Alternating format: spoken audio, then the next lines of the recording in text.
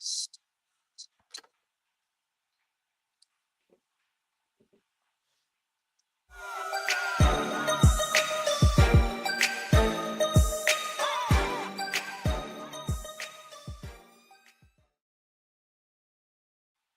to the Hot Lava Podcast. Kevin Acee, Padres beat writer for the Union-Tribune. Ryan Finley, sports editor of the Union-Tribune. Ryan, it just occurred to me, and I've thought about it before, but I mean, now, do we have the stupidest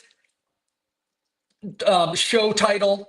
Since no longer could it ever be considered that a prospect is going to end up playing for the Padres. I just wanted to get that out of the way. Maybe for future, before next trade deadline, we should change the name of our show. Here we are, the day after the trade deadline. Padres play the Cardinals, 3 games coming up, 2 months to go in the season. Yesterday was, I mean, I hate to throw cliches, but I don't have any new words for the wheeling and dealing that AJ Preller did on a whirlwind day. My goodness. Where do you want to start, Ryan? Let's start right there. You warned, I think you used the word seismic a couple of times before the trade deadline, warning that this was going to be a big day. Even by that high standard, were you surprised at how many moves they made yesterday? Yes. The enormity of the moves, and then the moves themselves. And I would say, number one, that they were able to keep everybody.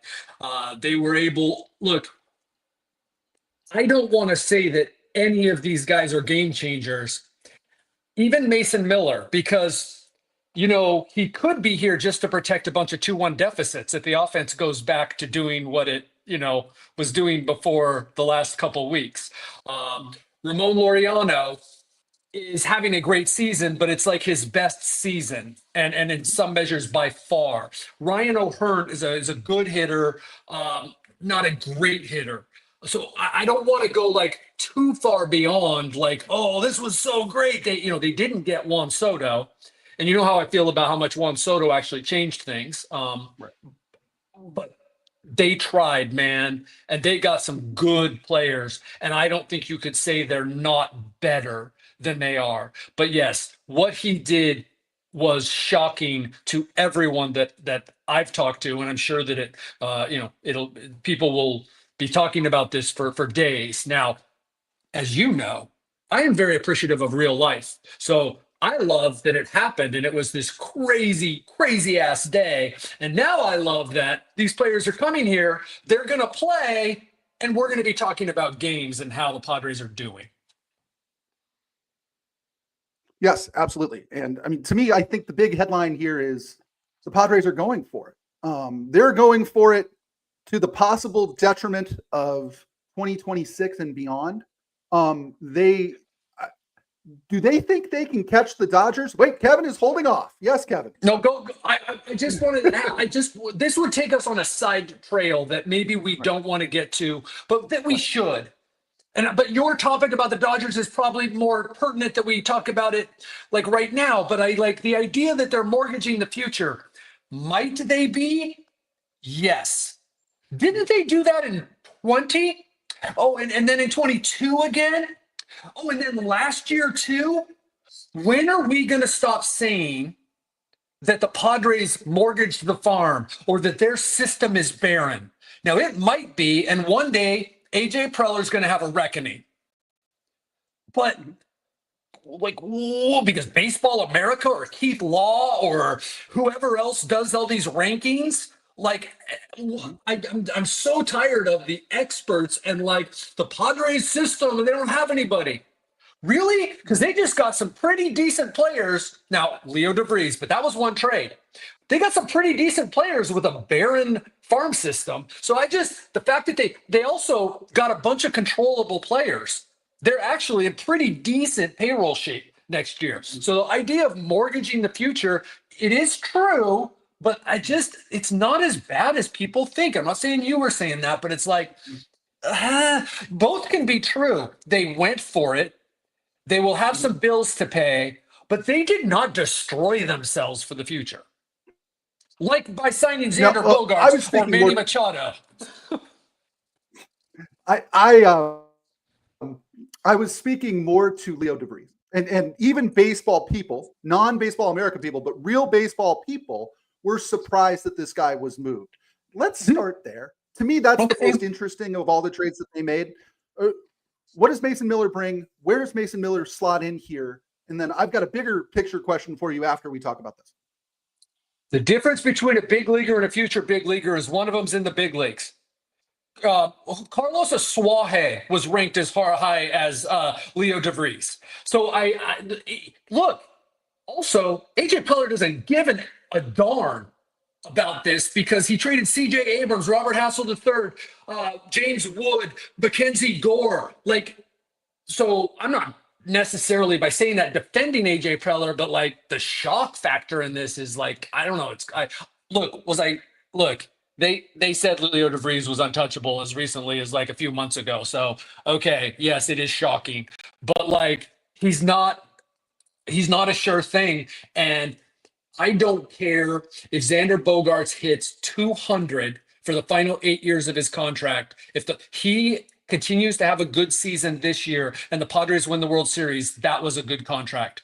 That's my opinion. And I think that people in the moment who have tears streaming down their face when they're watching the parade would agree. Now, they'll be screaming in 2 or 3 years, but they will be the first major championship for the city of San Diego. So then I'm saying the same thing about these guys. If 1 or 2 of these guys contribute to a World Series championship, go watch Leo DeVries in 8 straight All-Star games and go to the Hall of Fame. You got your championship with Mason Miller locking down the 8th inning and sometimes the 9th, or Robert Suarez gets hurt or, struggles and Mason Miller takes over. And it doesn't require you to then move Jason Adam into that and Edgar Morajón up an inning and Estrada up an inning. You have built-in cushion. You have rest for a bullpen that is weary. I have a hard time ripping or even though it's our job, questioning and having these real harsh hot takes. And again, not saying you are, you're just starting a discussion about a team, trying to get better and trying to show their fans and their players that they're trying to win. I just think it was a fantastic day for AJ Preller and the Padres. And that is with me having started this program saying, I don't know, man. Ryan O'Hearn could come here and be what's his name? Who's the guy? Who's the famous guy? I'm Ryan Ludwig. Thank you. I knew it was Ryan. So that's who he could be. Absolutely. Yep.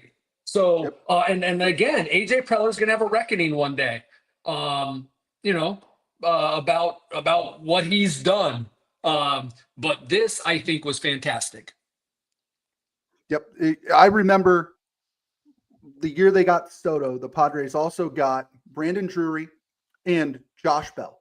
And what did those guys amount to? Pretty much nothing. I think Brandon Drury hit a home run on day 1 as a Padre and really struggled after that. That said, if the Padres need to get 3 outs to eliminate somebody from the playoffs, you've got Mason Miller. I mean, let's talk about this guy. Nobody in baseball throws that hard, that consistent. Right. There's a guy who touches 101 with his, or averages 101 with his fastball, has touched 103, 104. This guy brings a very different look to the end of the Padres bullpen, doesn't he? It's mind-boggling, and that's amazing because the Padres have more hard throwers than anybody, and have more pitches at either 98 or 99 this year than anybody by a long shot. So, and this guy 98, 99, that's nothing. It's his warm-up throw. Yeah, it's a changeup. Yeah, it's just warm-up throw out in left field, maybe. But we haven't ever seen him pitch in the kind of situations he'll be pitching with the kind of things on the line. I'm not questioning him. I mean, the Padres have done their homework on him. They did their homework on him back from the time that he was being drafted. But this is going to be a new situation for him too. He's worked multiple innings. He was a starter. And the Padres see him as a starter, or I mean, as a reliever. There's no plans right now for Mason Miller to become a part of their rotation in the future. This is, Robert Suarez is probably going to opt out after this year. So Mason Miller is your closer for what, 6, 7, 8, 9, 3, 4 more years. So yeah, this guy is. I love what it does. Now, this is all in theory, and that's why I can say I love what this does because it's all in theory. This gives guys rest. This pushes. My goodness, the other day we made a big deal. Jeremiah Estrada came in the 5th inning, right? Not like he hasn't done that before, but he's your 6th or 7th inning guy, right? Depending on the night and the lane, who's up, and all that. Jeremiah Estrada or Adrian Morejon routinely in the 5th and especially in the playoffs, like that's crazy. That is crazy. Now look around and what the Mets did for their bullpen too. Like it's crazy how good the contenders' bullpens are now. So this is. I mean, what are we going to have a bunch of 1-0 games in the playoffs? It's my kind of baseball, actually. Yeah, fast baseball. Is that what you're saying? I'm a big fan of tight baseball too. Yes, fast, intense. It's what makes baseball the best sport. Kevin, I think that this is worth noting only because I haven't seen a lot of this out there. They also add 2 left-handed pitchers in JP Sears from the A's and nasty Nestor Cortez. Remember him from the Brewers. These are 2 guys who are not only left-handed, but funky lefties, right? I mean, Nestor Cortez does the hesitation stuff, kind of Hideo Nomo-ish, but left-handed. Then you look at Sears, who's, practically sidearm as a starting pitcher. There are a lot of good left-handed hitters in baseball, Kevin. Were these moves made with the idea of getting a little bit more left-handed and B, just being funky? I know AJ Preller likes his funky pitchers. Yeah, you're going to try to a little bit of insurance, right? Because now you're going to have 6. Basically, you're going to have 6 veteran starting pitchers, right? But we don't know what Cortez. You can't say what Cortez is. I mean, he had the flexor tendon strain in his elbow. He's been out since April 4th. Supposedly come back anytime. Sears has a 4.5 ERA, something like that. He's been a decent pitcher for the A's. Certainly, you could see one of these guys or both working out of the bullpen in a short series or something in the postseason. And it'd be fascinating how they use these guys. You could see one of these guys having to step up and be a starter in a game 2 or something because of an injury. So they were able to get themselves Martin Perez plus, maybe. Don't know that it'll work out as well. That was incredible what Martin Perez was able to do. Got himself some run support last year too, but that was really remarkable at the end of the year. Of course, he wasn't on the playoffs rosters.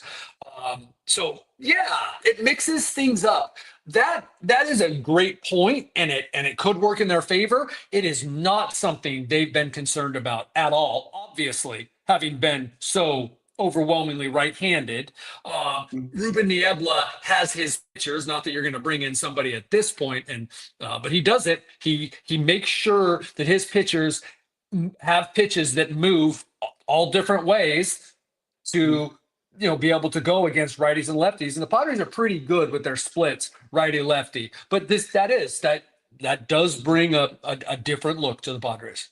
Yep. Let's talk about Freddie Fermin. Padres acquired a catcher, got him from Kansas City, where he was backing up future Hall of Famer Salvador Perez. It seems to me like the Padres like a lot of this guy's traits, and this is an opportunity for him to play regularly without a Hall of Famer there. How do we see that split with him and Elias Diaz breaking down? It's interesting. It might go where he's the hot hand. I wouldn't see them breaking up Diaz and Nick Pivetta, for instance, right? That's working pretty well. And they do, but they really did. They DFA'd Martin Maldonado, and Diaz has been very good. But Martin Maldonado was the sage, right? He's the guy who's, work with pitchers is what saved his bacon for as long as it did on this team, right? So I could see Fermin going to a 2/3, him starting 2/3 of the games. But, Diaz has established himself with these pitchers, but they got rid of Maldonado and they brought in Fermin for a reason. And we'll see. Again, he's having a down year. He could come in and be the best bat that they got because that's just how baseball is. He's had some decent years. The funny thing is, like he's been behind Perez, but Perez DHs on a fairly regular basis, and Fermin I think has caught 55 games this year, and started 55 games I think, and so it's not like he was on the bench all the time. So when they're talking about that, about, oh yeah, now he's not going to be behind a guy, it does make you think, well, what does that mean? Because he was getting pretty much the same split that Diaz was getting. Recently, Diaz had caught more, so they were getting, Diaz and Maldonado were getting more to a 50-50 split. But before that, it was like 60-40 Maldonado. So it'll be interesting, but I would think they brought this guy in as long as he hits to get his bat in the lineup. Yep. Among recent Padres catchers, we're talking career OPS here. Gary Sanchez, 770. Number 2 is Freddie Fermin at 697, ahead of Nola, Higashioka, Jorge Alfaro, Campusano, etc. Elias Diaz's numbers were thrown off a little bit by the fact that he played his entire career in Colorado before last year. But he, at least based on career numbers, appears to be a significant upgrade offensively over both Diaz and Maldonado. Fair? Yes, absolutely. I mean, but they were terrible. so yes. Acceptable numbers for a catcher. Yes. We're not Johnny Bench, Mike Piazza aren't walking through that door. You just need a guy who can be an average hitter. And the big part, and I think this is a part of why maybe the reaction nationally to the Padres was more like awe as opposed to awesome. They didn't think the Padres did made themselves that much better, right? They're looking at the Padres overall numbers as opposed to how they played for a month and a half at the start of the season and how they've played now for at least 2.5 weeks, maybe even going on a month. So now we're talking about how they played for basically half the season, which is one of the best teams in the league offensively. So if their best players, who I always said were the most important, are doing that and performing more at that level, that's why I think you can be excited about a Freddie Fermin, Laureano, O'Hearn, because now you're padding your bench, you're making your lineup longer, you're giving guys rest, you're piecing together a bench, and you're putting guys in places that now that Jake Cronenworth can bat 7th or 8th. And you don't have a black hole at catcher at number 9. And because you already have guys that are performing, you're not asking these guys to come in and, have a 900 OPS. Right. Let's talk about that Orioles trade. Padres sent away 6 very, very young, recently drafted players, all in the class of 2024, to Baltimore. In exchange, you get Ramon Laureano, who's been linked to the Padres, Kevin, forever, and Ryan O'Hearn. Laureano, the Padres could bring back next year at $6 million or something like that to play left field. Ryan O'Hearn is a straight rental. How do both of these guys slot into their lineup?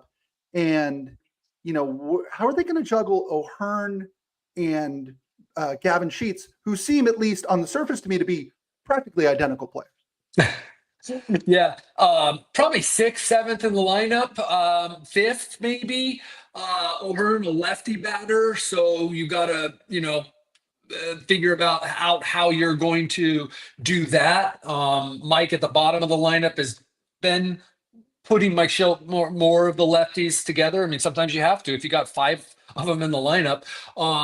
But yeah, like I said, I think this drops Cronenworth down to 8th, and that's awesome if he can extend innings, right?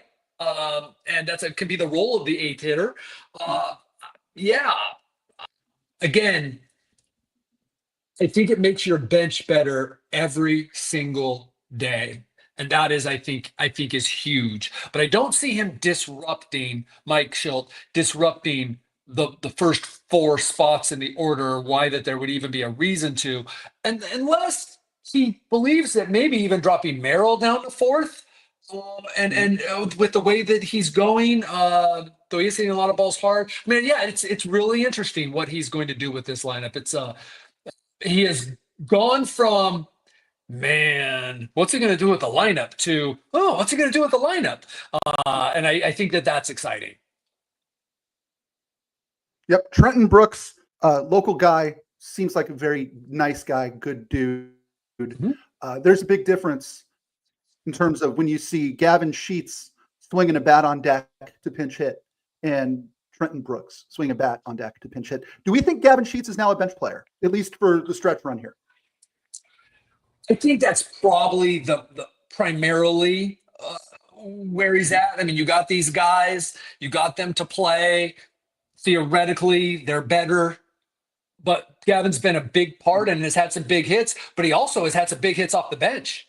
So Yep. yeah, this might be Gavin Sheets becoming like a super guy off the bench, right? And Mhm. you need to have that. That's yeah, that's I think that that's probably it. I'll tell you why too. You start to get an awful lot of off days coming up at the latter part of the season. And they have been using the DH for a way to get their regulars rest. They don't need to do that as much now.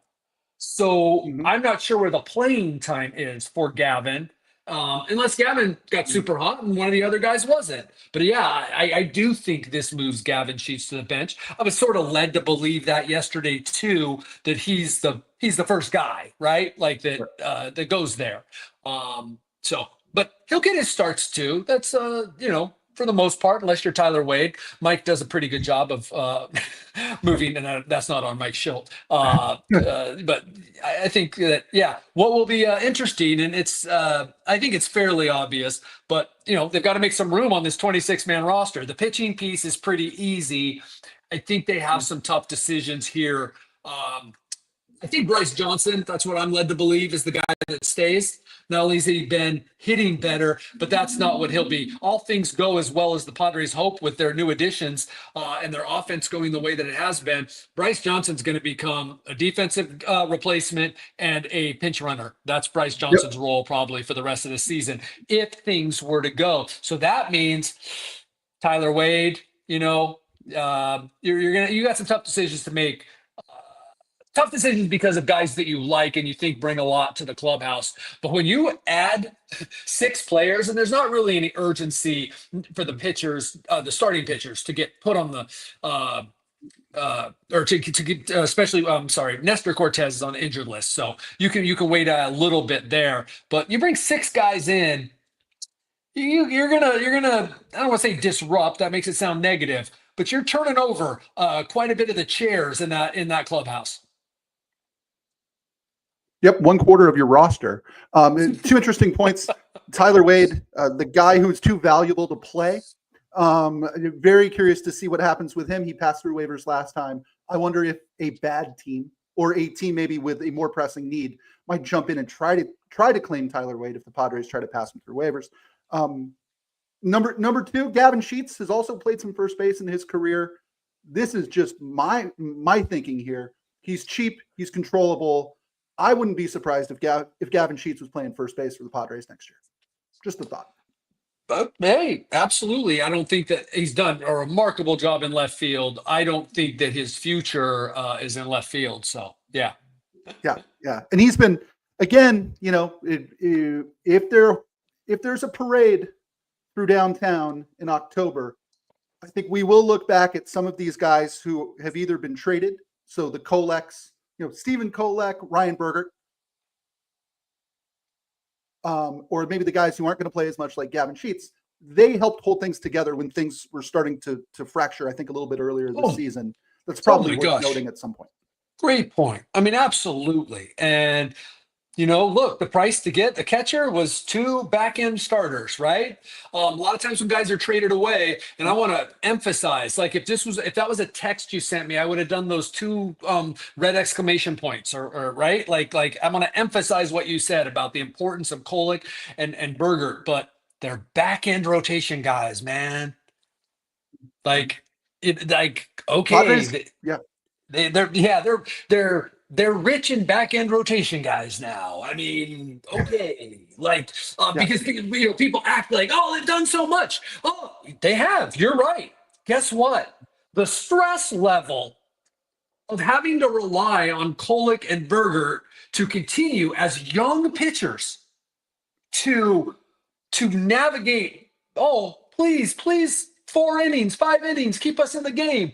I mean, that's nothing against those guys. That's the reality of being a young pitcher who's not named Paul Skeens. And so they had to get those guys up. They're a dime a dozen. Like, that's the reality. That's how an assassin like AJ Preller has to think. Not like, man, he is so grateful to Stephen Kolick, but sorry, I can find another Stephen Kolick tomorrow. Yep. And they create, and I think that this goes back to what we talked about in the beginning. I think the magic of AJ Preller, the trades get a lot of attention. The trades get the headlines. But he and his team, I think, do a really good job of creating prospects and creating pitchers, right? Thank you. They can conjure these guys, kind of from out of nothing, and then they trade them because that is what AJ Preller does, right? He has a decade's worth now of stats and of a track record to back this up. What AJ Preller does is he creates prospects kind of out of nothing, and then he trades them for established players. This is what, since the Padres started trying, this is what he does. You just said it in a nicer way than I did at the outset of the show. And so, yes, absolutely. And you got to understand that the Padres are dealing from a different situation than some other teams. First off, the Royals needed pitching. Okay. They started Rich Hill a couple weeks ago. The Padres are dealing with some teams who are not looking for better. The Padres only are interested in players that are better than what they have, players that fit a piece to get them to a championship. Not every team is looking for that. Some teams just want guys, right? Or just need guys. The Padres don't need guys. I mean, except for in certain situations, right? But that's the other thing. You're dealing from a different situation, and AJ Preller's dealing from a situation of, yeah, I like Stephen Kolick and Ryan Berger, but that's not who we need right now. And that's how he's dealing. The Royals are going, hey, we can find another backup catcher for Salvi. We need 2 pitchers that can give us innings to get through this season. And wow, what a wonderful marriage they found. Some teams are happy making the tournament and are happy putting out a roster. I'm looking at you, Milwaukee Brewers, every year that gets them into the tournament. Other teams are built to try to make noise in the tournament. And I think that that's what this Padre team is right now. I mean, I'm surprised. I figured that they would make a couple of moves to address the stuff we've been talking about since April and May. I'm somewhat surprised that they have pushed all of their chips into the middle, but maybe I shouldn't be. I'm not surprised I'm surprised they went here. If you think about it, we talked about catcher, we talked about bullpen, we talked about left field. Okay, so I'm not surprised they went and got those, right? Okay, Here's where it is. Where not only do you go get Luriano, you go get O'Hearn. It's like, that's classic AJ Preller. Not only do you go get a bullpen guy, you go get a guy who said was untouchable. Mason Miller was not for sale. And you gave them someone who was untouchable. Those are the surprising parts, right? The guy gets drunk and just goes on a bender. That's and sometimes it gets you Austin Nola. So beware, okay? Sometimes you traded Ty France and Andres Munoz, okay? So beware. But sometimes you got Tanner Scott, Jason Adam, and you got yourself to a point where only because your offense sucked for 24 innings were you not maybe going to be the World Series champion. Now, that stuff happens. But in my mind, until we take a look back and see at the end of this season, last season's trade deadline was AJ Preller's best. Now, this may be, but I have no idea right now, the less than 24 hours after it happened. Yeah, it's last question here, Kevin, because I know we're running out of time, and you've got a busy day ahead of you here. Do the Padres think they can catch the Dodgers? This is an absurd question to ask on August 1st. Yes, They do. absolutely they did. I think they would have told you that they did before the trade deadline, and depending on who it was, who kind of maybe they didn't know what was going to happen going to the trade deadline, but they knew what they were going to try to do. So if you asked AJ Preller, he'd be like, "Yeah, because I'm going to go get Mason Miller."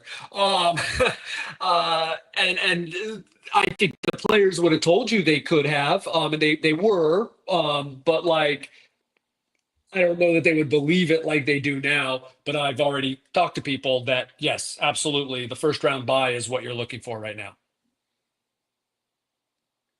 Yep. And you know who I don't think got much better at the trade deadline is the Dodgers. I was a little surprised that there weren't more impact moves there.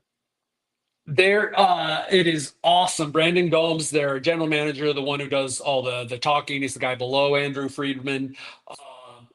Go look at his quotes from yesterday because it's like the quotes AJ Preller would have given if he hadn't done what he did. It was about how if they're talented players, they're the guys that they're counting on, play better. If the guys that come back are as good as they think, right? And AJ Right. Preller could have said that if Michael King comes back, if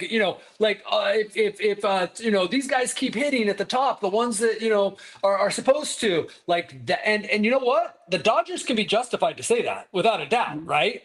Like they've got a pretty good team and they've got some guys underperforming and they've got some guys that are injured. So they might have been the one team that maybe didn't need to do it. But yes, you're totally right. It's like a little bit surprising that a team with those resources did not go out. Now, on the other hand, they kept a lot of prospects and the Dodgers can probably just keep churning. But the fact is, that's a different philosophy than what AJ Preller has, which is, hey, we won a championship this year. Now, I'm not saying the Dodgers don't, but like, they've already invested 300 and whatever gazillion dollars, so they feel pretty good.